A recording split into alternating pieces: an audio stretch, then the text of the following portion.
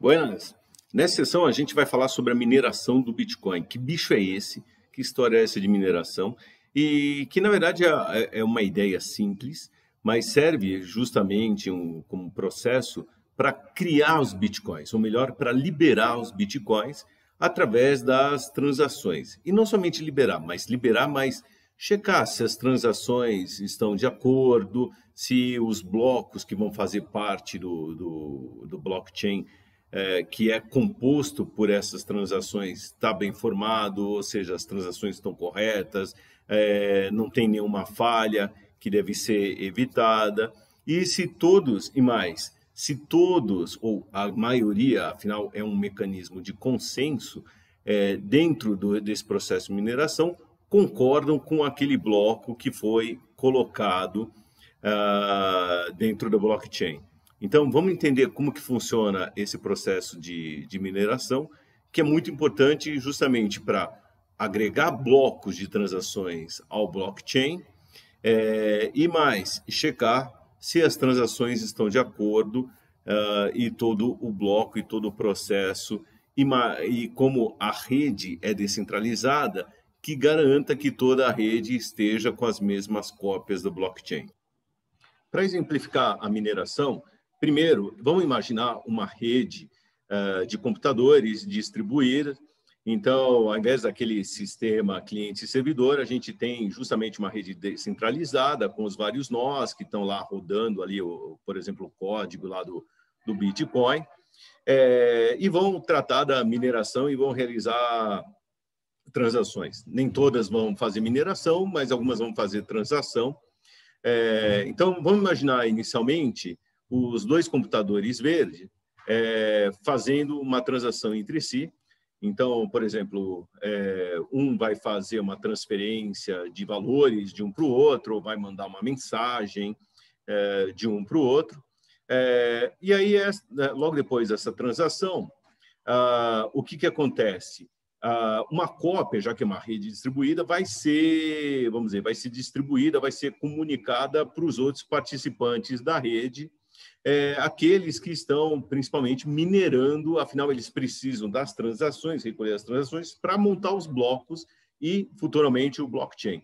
Então, vem o passo 2, que a transação vai ser transmitida para todos, e todos esses computadores que vão minerar ou vão trabalhar para criar os blocos, esse, na verdade, é o grande trabalho da mineração, vão acumulando essas transações. Inclusive, eles vão fazendo isso, eles têm lá uns pools, uns conjuntos de memória, um mempool, que até a gente já viu em outro vídeo, que vão acumulando aquelas transações e estão preparando aí os bloquinhos antes de começar a minerar. Depois de acumular essas transações, o que acontece? Em algum momento, um bloco é fechado e você vai começar a minerar novas transações que vão sendo acumuladas. E aí, nesse fechamento ali do bloco, é que vai começar todo esse processo para fechar, para terminar a mineração e dar, vamos dizer, como se fosse assim, um ok, garantir que esse bloco pode ser colocado, confirmado dentro do blockchain, ou seja, ele vai ser encadeado com os demais.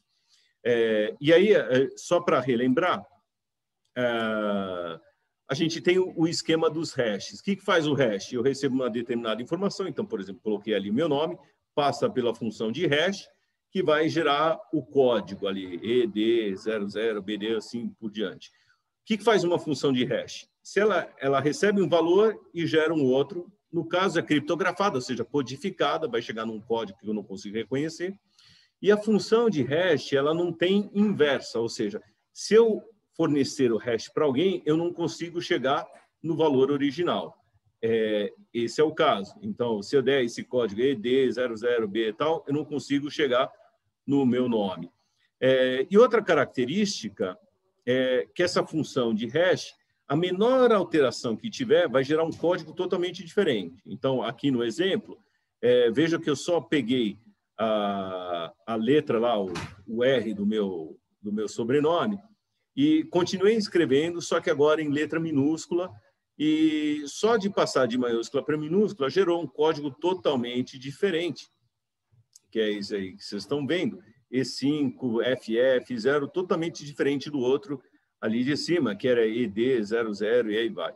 Aliás, só 7 dos 64 caracteres coincidiram. Ou seja, gera código realmente totalmente diferente que, assim, se eu olhar simplesmente o código, eu não consigo imaginar o que era originalmente. E a brincadeira toda é gerar esses hashes e trabalhar com esses hashes. Então, minerar Bitcoin não é isso, ficar batendo para gerar moeda, achar ouro e tal. Então, o que é a ideia de gerar Bitcoin? Ou melhor, minerar Bitcoin? É resolver o seguinte problema. Eu vou pegar os hashes que a gente gerou, tá certo? Que resumem todas as informações ali do nosso bloco. E aí eu vou adicionar um número, esse nonce, tá ok? Ao final do bloco, ao final do meu hash. E aí é o seguinte, eu pego esses hashes, junto esse nonce e gero um novo hash. E aí eu quero que esse novo hash, essa solução aí do problema, tenha uma certa quantidade de zeros inicialmente e depois um resto de hash aí que não me interessa. O que me interessa é essa quantidade de zeros no começo. Não tem uma função óbvia, um cálculo para chegar nisso sozinho. Então, é alguma coisa de tentativa e erro. Então, o que ele vai fazer? O que os mineradores fazem? Ele pega o hash que foi gerado através das informações das transações e esse hash inicial, todo mundo acha. Se todo mundo tiver o mesmo conjunto de transações, vai gerar o mesmo hash. Beleza. Só que aí eu tenho que achar esse nonce. Eu vou achar esse nonce que, adicionado ao hash que contém todas as informações do bloco, vai gerar um novo hash com um monte de zeros na frente e um resto que não me interessa. E o problema justamente é isso, achar qual que é o nonce que somado a esse hash, e eu gero um novo hash, vai gerar esses zeros. E essa quantidade de zeros é determinada pelo algoritmo de Bitcoin de tal forma que eu consiga criar um bloco a cada 10 minutos, mais ou menos. Inclusive, a gente já viu até em outro vídeo, o mesmo vídeo que veio do mempool, que isso não é garantido. Então, às vezes, assim, ele gera, assim, ele pede uma quantidade de zeros, que a gente tem que chegar na resposta final, que, por exemplo, ele chegou em 1 minuto. Às vezes, ele demora mais, o problema está complicado, eu quero, por exemplo, 30 zeros no começo. E ele descobre o seguinte, demora 30 minutos para achar. Então, não tem uma fórmula mágica que vai garantir que é exatamente 10 minutos. Isso, aliás, é uma crítica do Bitcoin. Outras criptomoedas já têm um espaço de tempo previamente definido. Então, a cada 4 minutos ou a cada 2 minutos, ele vai gerar. Então, ele consegue gerar um novo bloco. O Bitcoin acaba sendo aleatório, depende da sorte que você tem ali, o minerador tem, para achar esse nonce e localizar esse hash que tem um monte de zeros no começo. E esse algoritmo do Bitcoin vai sendo ajustado, ou seja, se ele achar muito rapidinho esse hash com um monte de zeros na frente, por exemplo, 4 zeros na frente, o que ele faz? Ele vai pedir, da próxima vez, mais zeros ali, ou seja, torna o problema mais difícil. Se ele percebe, demorou 30 minutos para achar, então ele tende a facilitar o problema para achar o nonce que gera esses zeros. Então, esse nonce, inclusive, faz parte do bloco. Quando a gente vê os blocos lá na blockchain, você vai achar um nonce, porque o nonce justamente é a resposta. Eu pego o hash do bloco, ponho o nonce no final, gero um novo hash e vou chegar justamente naquela resposta do problema. E, aliás, é assim, inclusive, que vai ser o próximo passo. Então, o minerador achou esse nonce com esses zeros, o que ele vai ter que fazer agora? Transmitir essa resposta para todo mundo e falar, achei a resposta. E todo mundo vai ter que checar se essa resposta é verdadeira ou não. Então, só para vocês verem que o nonce é parte ali do bloco, então, lá do cabeçalho desse bloco. Então, lá em cima, se vocês derem uma olhada, vão ver lá o nonce ali em amarelinho, ali 4875, alguma coisa. E você pega justamente, ele vai pegar todas as informações do hash que acumula, que foi gerado com as transações, inclusive com o Merkle Tree, ou a árvore de Merkle, que amarra tudinho e tal, Ou seja, se alguém gerar uma transação diferente, vai chegar no hash diferente e aí o nonce não vai funcionar. E aqui um exemplo, olha, um monte de zeros aqui na frente que foram gerados. Então, aqui 3, 6, 9, 12, 15, 16, cansei de contar os zeros aí. Então, o block hash é justamente a resposta que pega o hash de novo. Pegou todas as transações, foi acumulando, gerou um hash com elas, pega esse hash, pega o nonce, que foi a resposta que o minerador encontrou, e aí gera um novo hash, que tem essa quantidade de zeros que o algoritmo determinou. Aí é esse block hash. No caso aí, ó, esse bloco já teve até 5 confirmações até aquele momento, quer dizer, um bom sinal. Então, 5 confirmações, quer dizer, já teve outros blocos que já teve com ele, são 5 blocos que já seguiram adiante, aí quer dizer, olha, opa, eu acho que esse bloco realmente tem boas transações que todo mundo aí está confirmando. Então, a mineração, na verdade, é só resolver um problema, que é para falar o seguinte, olha, o problema é, cada um dos mineradores está correndo lá para pegar as transações, e eles têm cópias das transações. Lembrem, a gente tem que garantir que todo mundo tem a mesma cópia. Então, pega as transações, chega no hash, se todo mundo tiver a mesma cópia, todo mundo vai ter o mesmo hash, aí um deles vai achar a solução, então criou esse esquema de colocar o nonce no final e a quantidade de zeros, e gerar o hash ali de resposta, para ver qual deles trabalhou mais, tá certo? E aí, esse que trabalhou mais, a gente vai dar um prêmio. Essa é a grande brincadeira que tem. Então, o esquema de mineração é para garantir que todos tenham as mesmas versões dos blocos, da blockchain, tá certo? E trabalhem para colocar esses blocos aí dentro da blockchain, dentro de todo esse encadeamento de transações, e aí, por isso, eles vão ser remunerados. Vamos entender o seguinte, no final das contas, a mineração que vai criar, ou melhor, vai liberar os bitcoins. Por que liberar? O Bitcoin, quando nasceu, ele já nasceu com um estoque de 21 milhões de bitcoins. Só que você só vai poder pegar bitcoins lá quando você minerar, quando você colocar um bloco lá no blockchain. Então, era como o seguinte, olha, você pegou as transações, vamos sair minerando? Bom, mineramos, geramos ali, achamos o nonce. Achou o nonce? Beleza. Ganhou, confirmou, é bom aquele nonce, ou seja, podemos colocar bloco? Podemos. Então, legal. Vou lá no estoque, lá dos 21 milhões, e pego uma quantidade de bitcoins. Inicialmente, cada vez que alguém colocava um bloco, ganhava 50 bitcoins.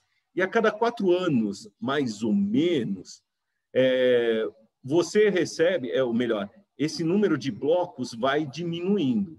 Então, atualmente, agora na época que a gente está gravando o vídeo, a recompensa é 6,25 bitcoins. Então, cada vez que um minerador consegue colocar o bloco, ele vai receber 6,5 bitcoins.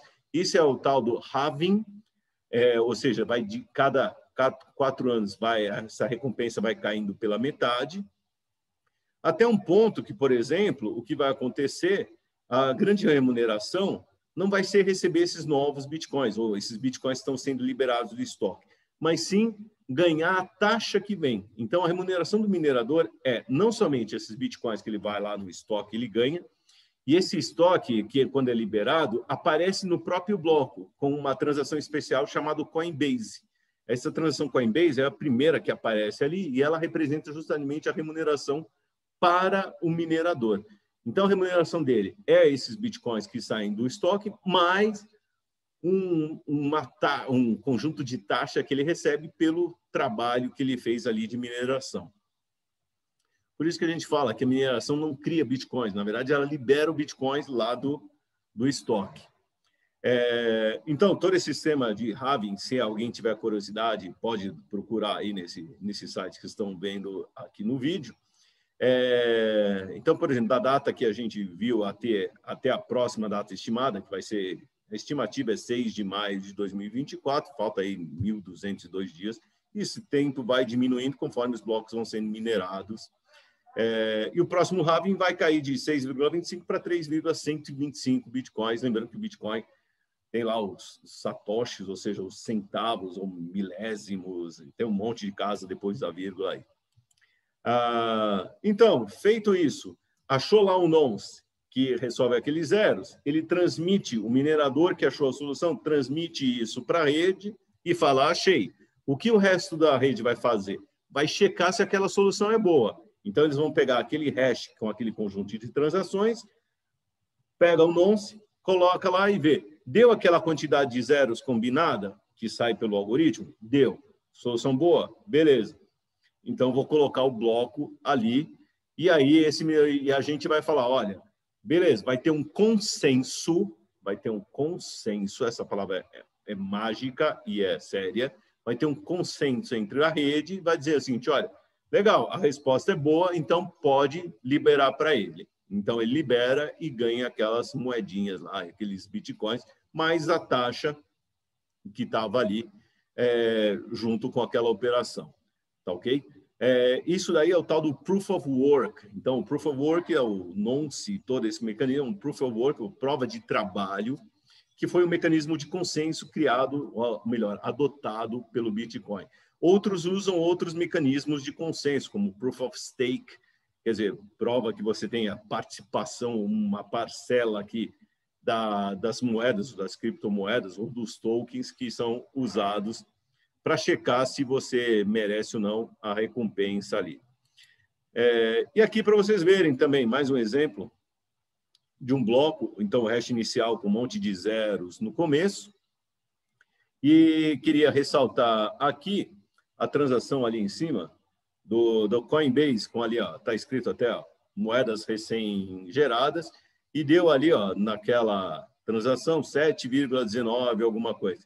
Então, do 7,19, 6,25 é a recompensa pela criação do bloco, e a diferença, 7,19 alguma coisa, menos 6,25, é o que ele recebeu de taxas. E aqui mais um exemplo também, então, vejo os dados que tem. Uma coisa sempre importante para lembrar que o Bitcoin, o blockchain dele, ele é público, então a gente consegue consultar, está cheio de sites aí, vocês viram vários aqui no vídeo, que dá para consultar. Porém, as informações são criptografadas, então é legal, o blockchain é público, mas essas informações criptografadas, ou seja, eu vejo um monte de hash, pego esse monte de hash, eu consigo pegar e inverter? Não, como a gente tinha falado, então não consigo descobrir o que estava ali. No bloco, a gente só consegue ler o cabeçalho e uma outra informação para se informar, como, por exemplo, tem um nome aí também, onde está escrito aqui em cima, transmitido por, tem o nome, por exemplo, do mining pool, ou do pool de mineração, que são, na verdade, hoje, esses pools de mineração são os que dominam a mineração no blockchain do Bitcoin. E aqui, por exemplo, são algumas transações que eu abri dentro desse bloco, e aí, só de curiosidade, olha, peguei uma delas, e eu tenho ali o endereço que vocês conseguem ver aí em cima, 17P3B alguma coisa, esse é o endereço Bitcoin, e se eu clicar lá no endereço, que está aí, eu consigo ver o que aconteceu. Teve 2 transações, o total recebido foi 50, tá certo? E aí outras ligações. Esses endereços são transmitidos para fazer justamente as operações, me manda tanto, ou eu tenho que pagar tanto para o fulano, e assim por diante. E aí, só para a gente fechar, hoje os pools de mineração dominam, então o Bitcoin, quando começou lá atrás, a ideia é que você fizesse isso lá na sua casa, na garagem e tal, no seu computador, seu computadorzinho, mas isso foi crescendo. E hoje, grandes empresas, então, vocês estão vendo aqui, então, 3, 6, 7 grandes, vamos dizer, uns 9 grandes mineradores aí espalhados pelo mundo, e a concentração deles está na China, pelo próprio custo da operação afinal, hoje, para você minerar, você precisa de muitos computadores especiais, não são nem servidores ou computadores especiais, vamos dizer, normais que a gente vê, já são construídos especialmente para fazer mineração.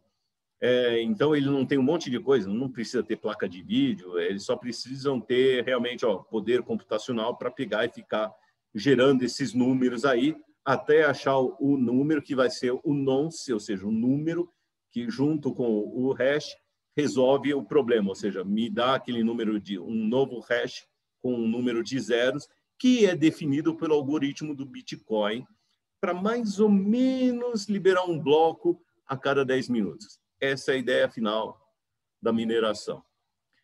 O importante é o seguinte, entender que assim, a mineração, todo esse processo de mineração, para o usuário, para o dia a dia, nem interessa. É mais para a gente saber, olha, como isso é gerado e saber o seguinte, olha, não tem ninguém pondo a mão, então o cara tem que trabalhar, tem que participar, tem que colaborar, tá certo? São bancos de dados distribuídos, então se um quebrar, fiquem tranquilos que tem outros aí nessa rede peer-to-peer, é o par que está lá trabalhando para que a transação seja realizada e registrada tranquilamente.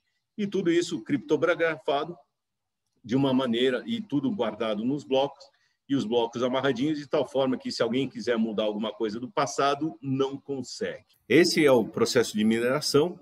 Vejam que ele não é assim uma coisa muito complicada. Claro, internamente, os algoritmos, eles têm uma série de regras que quem tiver mais curiosidade, entra lá naquele site do bitcoin.org para estudar mais como é que ele funciona, todos os detalhes, como se forma o mempool, quais são os limites para você criar, soltar um novo bloco e assim por diante. Mas para o usuário, no final, é mais importante saber, olha, tem um monte de gente nessa rede descentralizada que está olhando e está checando as transações para garantir que o bloco, ou melhor, todo o blockchain e os blocos que o formam,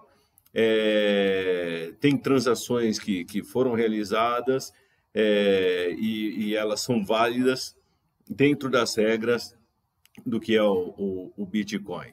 Até mais.